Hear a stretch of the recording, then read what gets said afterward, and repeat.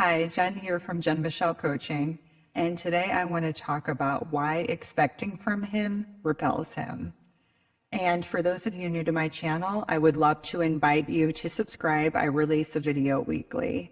So let's dive into this subject, which feels kind of edgy, right? Like why expecting from him repels him. But I'm hoping from this video you'll get clarity and just really take a deeper look at yourself and the ways in which you block the level of love and intimacy you want from coming in through some behaviors that can be hard for all of us to face within ourselves. These are some things and some tendencies that I see. So the first one is you aren't going into love, whether it's any stage, whether it's a first date or your long-term marriage, like you are owed something, right? Like you should do this, you owe me this.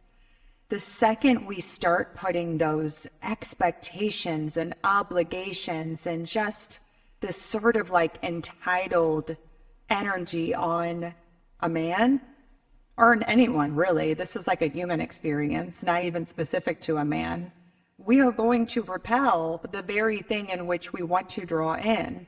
And I see this in my personal life all the time, like with my husband when he's dealing with someone who is behaving in a very entitled way.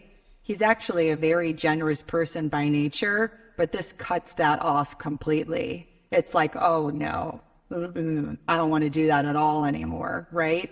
And so can we let go and not approach love from this space of like being owed or what's in it for me or some of these selfish, self-serving tendencies? And can we like humble ourselves and go into love with, how can I support? How can I be of service?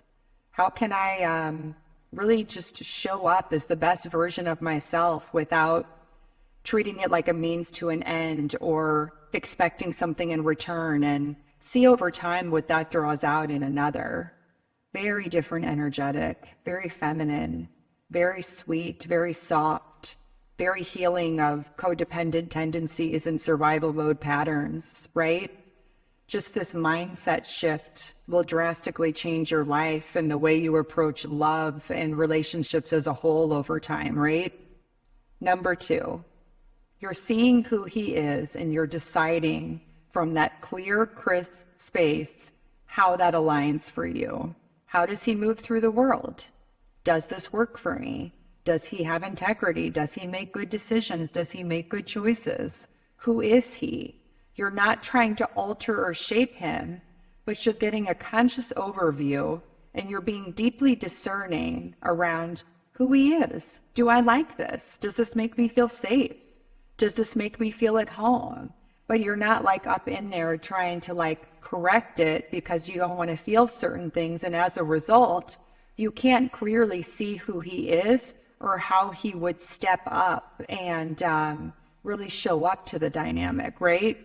So this is part of releasing those expectations that we can unconsciously hold, where we end up just like getting in there too much versus being patient and really seeing who someone is. We want to allow that intuitiveness to come in where we see who another is and we trust ourselves.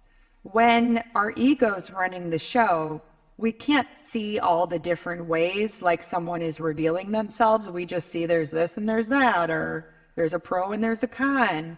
But now that we move into this intuitiveness, we're like, okay, I like this, I like that.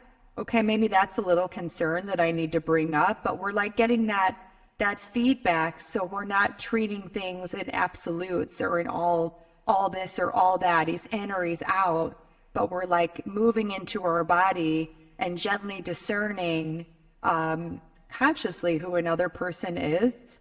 And if we're open to learning more, or if we're getting clear indicators that we're not, right? Number three, another way in which to really draw the masculine closer versus repel him is you are able to let go of any agenda and need to strategize the next thing, right? Which means that you are not thinking about what's next, because the truth is, if we can't be happy now, we're really not going to be happy later. And if we can be in gratitude and be happy now, we will receive more of that later.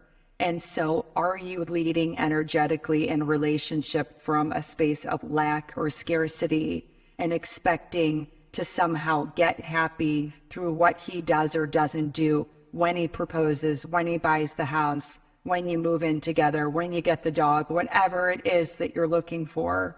If you can't be happy now, it's an illusion, and it's not true that these things will bring you happiness later. It starts with your ability to cultivate that inside of yourself and to be able to hold that space of being content and in gratitude for your beautiful life, not meaning that you don't get to have these desires and these things that you want to create, but you're holding that frequency of being able to be content and happy with what is, recognizing that that will lead to more, and to approach conversations that are hard from this space, which will drastically change the outcome in which they go. And so really, really being deeply in touch with these different components of yourself so that you can get your head on straight and let that lead, because whatever you share from that space will be received very, very differently from a masculine energy man. So I hope that these 3 tips really support you and just guide you in creating the deeper love and intimacy that you want in any stage of love. I would love to invite you to check out my website, jenmichellecoaching.com.